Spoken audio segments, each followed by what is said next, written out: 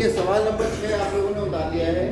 सवाल ये कह रहा है कि आपके पास एक वृत्ताकार पार्क में 3 दोस्त बैठे हैं। पहले का नाम है अंकुर, दूसरे का नाम है सैयद और तीसरे का नाम है डेविड, या ऊपर ले लो, और तीसरा है डेविड। तो ये बनेगा कि यहीं ले लो, डेविड नीचे ले लो। तो अंकुर, सैयद और डेविड 3 दोस्त हैं जो एक दूसरे से बात कर रहे हैं, और जब बात करते हैं वो तो बात करते हुए इस तरह से बैठे हैं कि ये डोरी की लंबाई आपस में बराबर, तीनों बराबर बराबर दूरी पर बैठे हैं। अंकुर से सैयद की दूरी, सैयद से डेविड की, और डेविड से अंकुर की दूरी, तीनों की आपस में। तो ये एक समबाहु त्रिभुज बन गया। अंकुर को ए से लिख देते हैं, सैयद को एस लिख देते हैं और डेविड को डी से लिख देते हैं, क्योंकि ए डी बराबर ए एस बराबर डी एस। यहाँ से पता लगा कि त्रिभुज ए डी एस कैसा होगा, समबाहु त्रिभुज। ठीक है, तो अगर ये समबाहु त्रिभुज है, और कल हमने बताया था समद्विबाहु त्रिभुज और समबाहु त्रिभुज में किसी भी भुजा का अगर लंबवर्धक लेंगे, ठीक है, तो वो केंद्र से होके जाएगा। बताया था, उसका कारण ही बताया था कि केंद्र से ये सब तीनों जीवाएं हैं, इन जीवाओं का जो भी लंबवर्धक होगा वो 100% कहाँ से होके जाएगा, केंद्र से होके जाएगा। तो हमने एक ये लंबवर्धक इसका खींचा, डी तो आ गया है, ठीक है, AP लंब AS खींचा, और जैसे ये लंब होगा तो ये 90-90, ये भुजा इसके बराबर और ये कॉमन, RHS दोनों त्रिभुज सर्वांग, और ये भुजा इसके बराबर हो जाएगी। अब त्रिभुज APD तथा त्रिभुज ADPS में, इसमें अगर हम देखें तो कोण APD बराबर है कोण SDPD, और AD बराबर है DSA, और DP बराबर है D। क्यों? ये तो दिया है, ये दिया है, ये ओवेनिस्ट है, और ये समकोण है। यहाँ से पता लगा त्रिभुज APD सर्वांगसम हो गया त्रिभुज DPS। कैसे हुआ? सर्वांग समता। बहुत जल्दी करा रहा हूँ ये, क्योंकि इसका कोई ज़्यादा खास रोल नहीं है, ये केवल इतना बताने के लिए है। सो APPS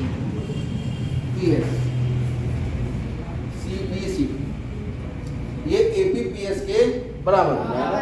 ये बात आप डायरेक्ट किसी समबाहु त्रिभुज का भुजा पर लंब, उसका लंबवर्धक होता है, ठीक है, या समबाहु त्रिभुज के मध्य बिंदु, भुजा के मध्य बिंदु को शीर्ष से मिलाने वाली रेखा समबाहु त्रिभुज की भुजा का लंबवर्धक होती है। चाहे आप ऐसे, क्योंकि लंब डाला था अर्धक हो गया। ये क्या की थी हमने, रचना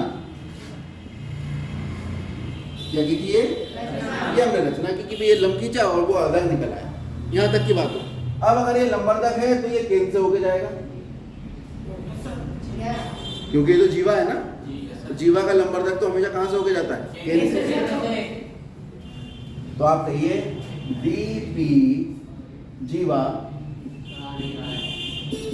AS का क्या है, लंब अर्धक यानी परपेंडिकुलर बाइसेक्टर,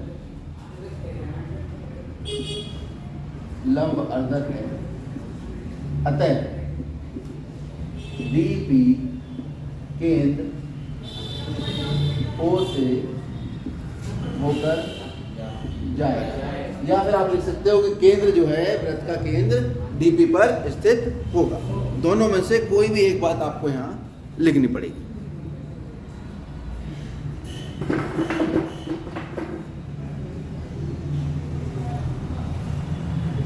चलिए,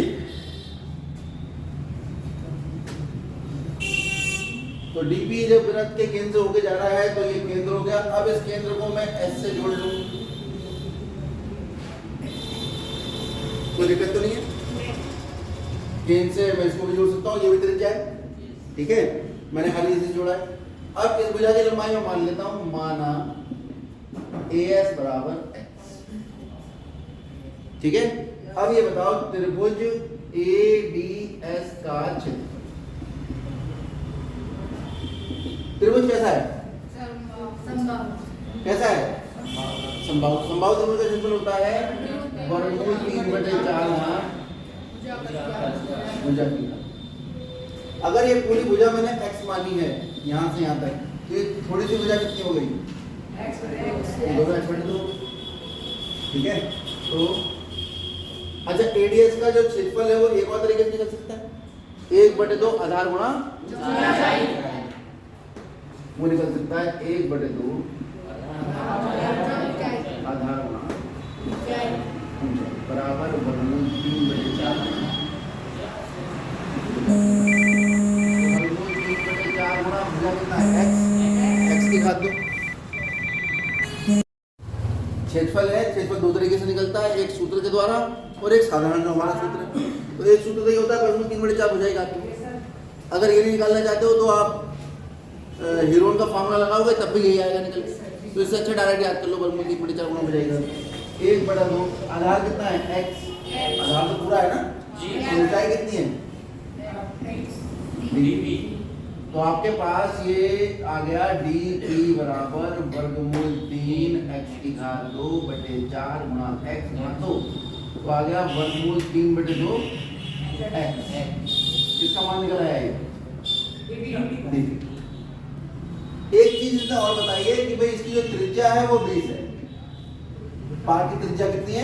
20। ये इसने हमें बता दी, क्योंकि पार की त्रिज्या देख लो, बताइए नहीं, त्रिज्या हो गई OD बराबर कितनी हो गई? 20। तो ये लिखा है dp, ये क्या लिखा है? dp। अब ये पूरा dp है कितना? ये है do प्लस OP, क्योंकि dp बराबर है वर्गमूल 3/2x। dp की जगह लिख सकते हैं do प्लस OP बराबर वर्गमूल 3/2x। और do कितना है? do तो वृत्त की त्रिज्या है 20 प्लस OP बराबर वर्गमूल 3/2। तो OP का मान आ गया मेरे पास वर्गमूल 3/2x माइनस 20, समीकरण नंबर 1। अब मुझे OP का मान जो है x के पदों में है। अब OP का मान अगर मैं फिर से x के पदों में निकाल दूं, दोनों को बराबर रख दूंगा, ठीक है। ये काम है जो पिछला वाला सवाल था उसमें करना था, हमारा भी OP आ रहा था, उसका मान मुझे x के पदों में निकालना है। त्रिभुज OPS, हम देख रहे हैं ये 90 डिग्री है, तो क्या कौन सा त्रिभुज बन गया? और P बराबर 90 डिग्री, तो ये बन गया समकोण त्रिभुज। और समकोण त्रिभुज में होता है कर्ण का वर्ग बराबर कर्ण का वर्ग बराबर लंब का वर्ग प्लस आधार। तो कर्ण कितना है इसका? 90 के सामने OS, ठीक है। और लंब कितना है? OP। और आधार कितना है? आधार है PS। अच्छा, OS का OS तो त्रिज्या है, तो केंद्र से परिधि पर स्थित बिंदु की दूरी हमेशा क्या होती है? त्रिज्या। तो ये हो गए 20। OP के बारे में हमें कोई जानकारी नहीं, प्लस PS कितना होगा? तो OP का वर्ग कितना आ गया? 400 माइनस x²/4 बराबर OP का वर्ग। OP का मान समीकरण 1 में डाल दो। समीकरण 1 में OP का मान कितना है? वर्गमूल 3/2x माइनस 20। समीकरण क्या हो गया? कौन नहीं आ रहा? अच्छा, ये नहीं आ रहा। हमें लगा इतना समझा रहे, समझ में कैसे नहीं आ रहा। चलिए, तो OP का मान रख देते हैं समीकरण 1 से। OP का मान समीकरण 1 से रखने पर रख दो भाई, 400 माइनस x की घात 2/4 बराबर वर्गमूल 3/2x माइनस 20 का, ठीक है। अब इसका पूर्ण वर्ग खोलो या a का वर्ग माइनस b का वर्ग बनाओ, दोनों में से कम करना पड़ेगा। तो ऐसा करो, इसे ये रोक देते हैं माइनस एक्स स्क्वायर बटे 4 को, ये हो गया वर्गमूल 3/2x माइनस 20 का वर्ग माइनस 400 इधर आ जाएगा, और ये 400 किसका वर्ग है? 20 का वर्ग, तो 20 का वर्ग ही लिखना है, तो कंफ्यूजन खत्म हो जाएगा आपको। ये प्लस का था, इधर जाकर माइनस। अब a square minus b square लगा दो, तो होल स्क्वायर खोलने से अच्छा तो a square minus b square लगाना है। कितना हो जाएगा? a माइनस b गुणा a plus b minus 20 plus 20 और वर्गमूल 3/2x माइनस 20 माइनस 20, कितना आ गया? 20 से 20 ये आ गया वर्गमूल 3/2, ये आ गया वर्गमूल 3/2x माइनस 40 माइनस, और ये आ गया माइनस एक्स स्क्वायर बटे 4, ठीक है। तो ये x से ये घात कम हो जाएगी, ये वाला x से ये वाला x नहीं कटेगा क्योंकि अभी गुणा में आ गए। तो ये गुणा कर रहा है, इधर जाके ये वाला x क्या करेगा? भाग। जब भाग करेगा तो ये बचेगा माइनस एक्स बटे 4, और ये 2 भी गुणा करेगा आगे, ठीक है। यहाँ कौन बचेगा? खाली वर्गमूल। ये वाली बात समझ आ गई? ये क्योंकि ब्रैकेट के अंदर बंद है, इसलिए इसमें से ना तो कोई चीज बाहर निकलेगी ना कोई चीज इसमें अंदर जाएगी जब तक ब्रैकेट। अब ये सब ब्रैकेट के बाहर है और गुणा में है, तो इसलिए 2 भाग करा इधर गुणा करके और x गुणा करा इधर जाकर भाग करके, और x ने इसकी घात 1 कम कर दी, और 2 भी इसको 2 दूनी कितना हो जाएगा? 4। तो हमारे पास आ गया माइनस एक्स बटे 2, वर्गमूल 3 के अंदर गुणा करो, वर्गमूल 3 गुणा वर्गमूल 3 कितना हुआ? 3/2x minus 40। अब x वाले एक तरफ ले जाओ, बाकी एक तरफ, ये माइनस वाला इधर जाकर कैसा हो जाएगा? ये बचा 3/2x माइनस, माइनस क्यों भाई? क्योंकि ये माइनस है, इधर आकर एलसीएम ले लो, कितना होगा? 3x प्लस x, अरे ठीक है, कितना हो गया? ये क्या हुआ?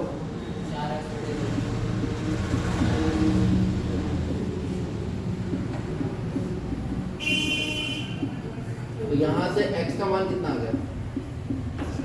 40 वर्गमूल 3/2, x बराबर 20 वर्गमूल 3, ये इसका उत्तर है।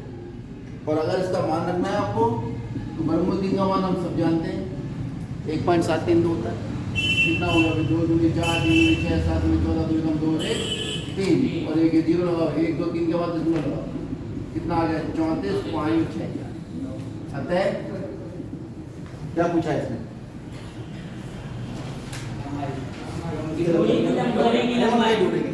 ये फोन से बात कर रहा है किससे? अतः फोन की डोरी की लंबाई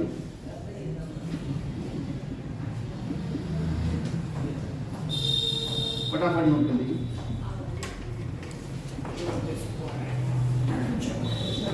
m का मतलब मीटर,